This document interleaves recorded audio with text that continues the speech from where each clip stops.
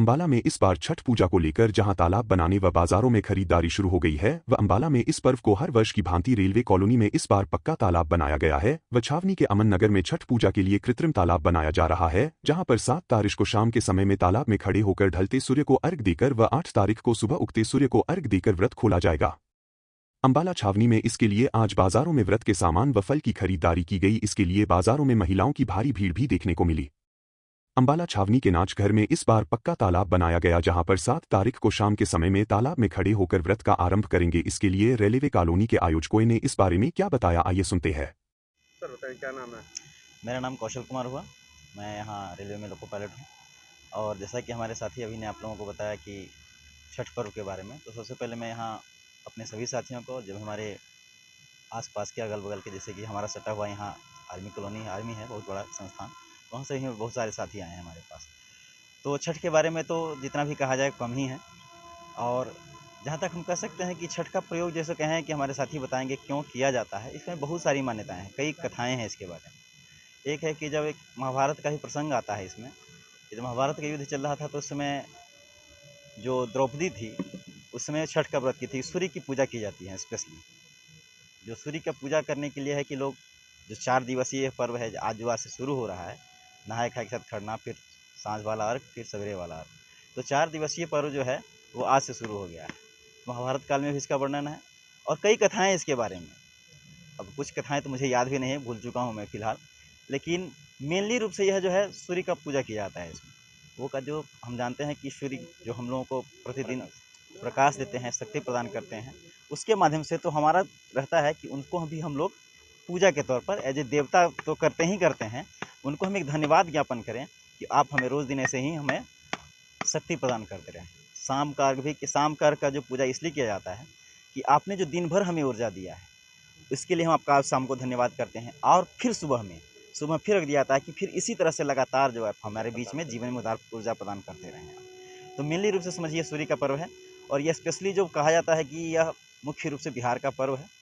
तो आज जानते ही हैं कि जैसे कि बिहारवासी पूरे देश में जहाँ जहाँ भी रहते हैं, वह संभव नहीं हो पाता है कि अपने मूल निवास स्थान पर जा सकें, तो वो जहाँ भी रहते हैं वहाँ कुछ न कुछ आप जहाँ भी देखेंगे, पूरे देश में देखेंगे एक छठ का माहौल कायम हो जाता है। तो अभी देखें कि हमारे साथी आज अम्बाला हरियाणा में है, यहाँ भी पूरा माहौल, आप जिस दिन आएंगे शाम वाले को, उस दिन का माहौल जरूर आप रिकॉर्ड करेंगे तो आपको पता चल जाएगा। हाँ, अदर कंट्री में भी, सॉरी साथी अभी सही कह रहे हैं, ये देश में ही नहीं पूरे विदेश में भी, जहाँ भी हमारे बिहार मुल्क के जहाँ भी पूर्वांचल लोग रहे हैं, वो सब इस छठ को पूरे हर्षोल्लास के साथ मनाते हैं। ज़्यादा के लिए फिर आपको बताया जाएगा, छोटे छोटे अंदर बाद में देखा जाएगा। जी सर क्या नाम है बताएं? छठ पूजा सबसे पहले पूरे देशवासियों को, अम्बाला वासियों को, पूर्वांचल क्लब, रेल कर्मचारी पूर्वांचल क्लब से की ओर से छठ पूजा की हार्दिक शुभकामनाएं। और मेरा नाम राहुल हुआ। ये अपने मित्रों के साथ, ये आर्मी के लोग आए हुए हैं, हमारे रेलवेज के लोग हैं। तो ये लोक आस्था का पर्व है छठ पूजा, इसको महापर्व भी बोला जाता है।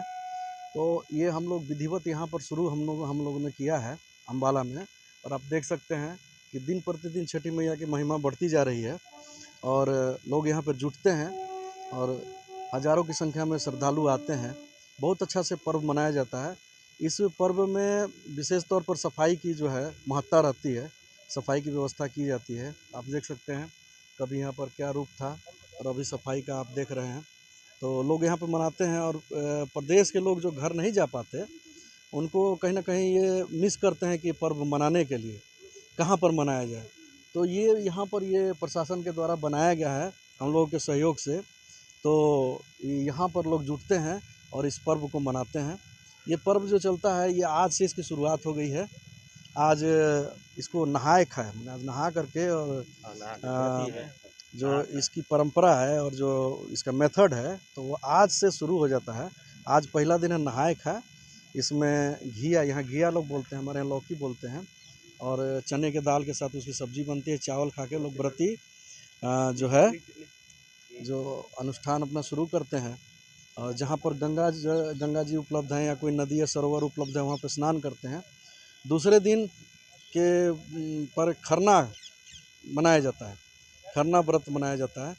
उसमें आम की लकड़ी विशेष तौर पर जला करके उस पर जो है कि गुड़ का खीर बनाया जाता है और रोटी शुद्ध तरीके से जो व्रती होते हैं वही बनाते हैं। और वो प्रसाद का भोग दूसरे को भी देते हैं और उस वक्त जो वो प्रसाद ग्रहण करेंगे तब से लेकर 36 घंटे तक वो निर्जला उपवास रखते हैं। उसके उपरांत अगले दिन शाम को डूबते हुए सूर्य को अर्घ दे करके उनसे प्रार्थना करते हैं और फिर अगले दिन सुबह में उनको आने के लिए प्रार्थना करते हैं कि आप आइए, हमारे जीवन में भी खुशियाँ लेकर आइए।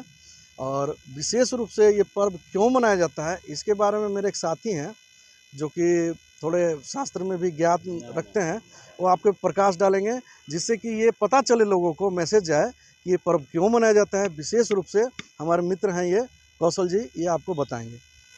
वहीं जहां कई जगह छठ पूजा का पर्व धूमधाम से मनाने के लिए तैयारी चल रही है, वहीं अंबाला शहर में ऐसी स्थिति है कि इस बार पॉल्यूशन से भरे घग्गर नदी के पानी में खड़े होकर महिलाएं करेंगी छठी मैया की पूजा। पिछले कई सालों से घग्गर नदी के पास एक भव्य कार्यक्रम होता रहा है और इस बार भी हजारों की संख्या में महिलाएं हिस्सा लेने वाली है, लेकिन गंदगी और पॉल्यूशन से भर पानी के बीच पूजा करने वाली महिलाओं को भी बीमार होने का डर सता रहा है। आज से छठ का महापर्व शुरू हो गया है। 7 की शाम को महिलाएं पानी में खड़े होकर भगवान सूर्य को जल अर्पण करती है, लेकिन इस बार अंबाला के पास लगती घग्गर नदी के हालात ऐसे हैं कि अगर महिलाएं नदी में खड़ी होकर भगवान सूर्य की पूजा करेंगे तो वह बीमार भी हो सकती है। दरअसल घर नदी में पॉल्यूशन की एक अलग ही परत जमी हुई है, वहीं आसपास की इलाकों में गंदगी का अंबार जो है वह देखने को मिल रहा है, जिसकी वजह से अंबाला छठ कमेटी के सदस्य भी चिंता में है। इस बारे में जब उन लोगों से बात की गई तो उन्होंने कहा कि छठ का महापर्व वह आ गया है। इस दिन घग्गर नदी के पास हजारों की संख्या में लोग आकर पूजा करते हैं। कमेटी के सदस्यों ने प्रशासन से अपील करते हुए कहा है कि उनकी ओर भी थोड़ा ध्यान दिया जाए और साफ सफाई जो है वह करवाया जाए, क्योंकि इस महापर्व पर महिलाओं को गंदे पानी में खड़े होकर पूजा करनी पड़ेगी, जिससे वह महिलाएं बीमार भी हो सकती है। क्या नाम है आपका? छठ आने वाली है, उसको लेकर क्या कुछ तैयारियां जो है वो घग्गर नदी के पास की? मेरा नाम शिव कुमार है मैं, और छठ पूजा जो है सो तैयारी चल रही है छठ पूजा की। बाकी ये देख ही रहे हैं व्यवस्था कैसी है। हर साल इसी व्यवस्था से हम गुजरते हैं। इससे भी बुरी स्थिति थी।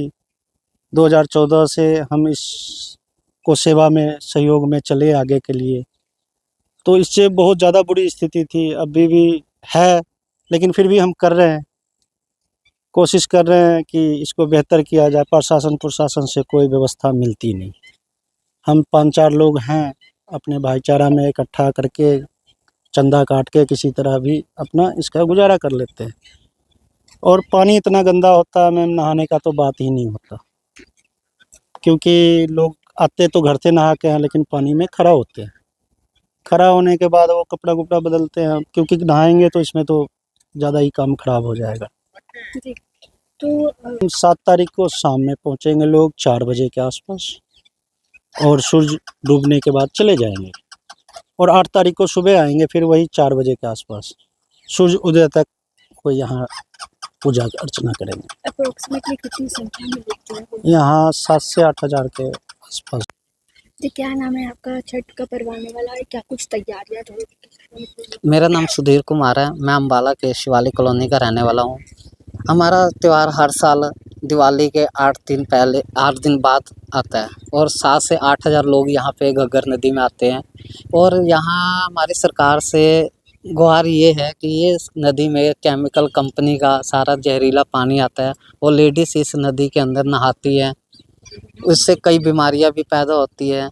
हम सरकार से गुहार लगाते हैं ताकि इस पानी को कंपनी से बंद किया जाए और साफ़ पानी की व्यवस्था कराए। और यहाँ एक सफाई का अभियान हम लोग कई 4-5 आदमी हैं जो हम आप मिल के अपना सफाई अभियान यहाँ करवाते हैं, ताकि लोग गंदगी से दूर रहे, बीमारी से दूर रहे। पॉल्यूशन काफ़ी ज़्यादा पानी में देखने को मिल रहा है, तो ऐसे में महिलाएं कैसे जो है वो पानी में बीच में खड़े होकर सूरज को अर्घ देती हैं, ये क्या करें, मजबूरी है। सरकार हमारी बात तो सुनती नहीं है। कोई एक बार तो त्यौहार होता नहीं है, ये हर साल आता है। सरकार से हर साल हम निवेदन करते हैं ताकि ये इसको व्यवस्था बनाए, स्वच्छ बनाए, लेकिन सरकार हमारी तरफ नज़रअंदाज